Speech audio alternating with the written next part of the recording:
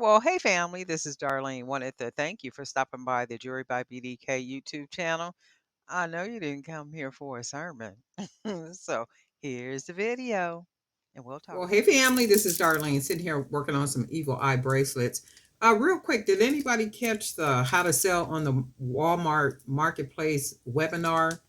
If so, can you let me know how it went, what they talked about? Because I tuned in and it was about 11, maybe about 11:30 when I remembered to actually log into it.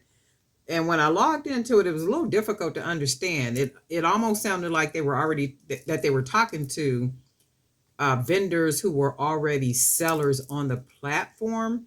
And I'm sure that's not what it was because it's supposed to have been about, informing people or educating people about how to sell or how to become vendors on the Walmart marketplace.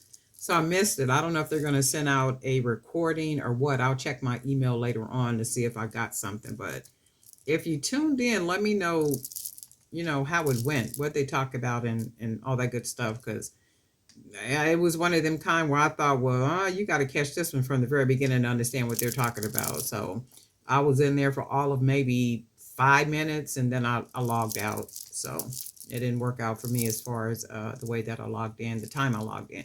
But anyway, working on some evil eye bracelets, 2, 4, 5, and I'm going to just do 5 for this one because it's a lot of charms. And what I was doing is I was making six bracelets to a set and then selling them for a certain price. But then I'm using a lot more charms. So the more charms, I could still charge for the same price, less one bracelet. Because even though I'm taking away one bracelet, I am adding more charms. So that still kind of keeps the value of the set where I had the value at, like where I'm charging a certain amount of money for the set.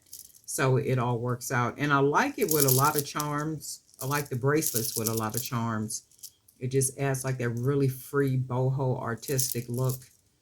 And I do like the evil eyes. I really do like the evil eyes. And evil eyes are said in some cultures to protect from evil spirits and all that kind of stuff. If you believe in that, and I don't frown on anybody's belief. I don't frown on anybody's culture. I don't frown on anything that has to do with how people live and how people believe because I'm a Christian.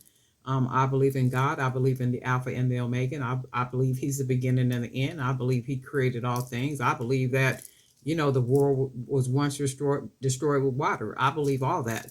So who am I to judge anybody for what they believe? And if they believe that evil eyes is a part of certain cultures, if they believe that they ward off evil spirits and, evil thoughts and all that good stuff, who am I to judge? Not me, not me at all.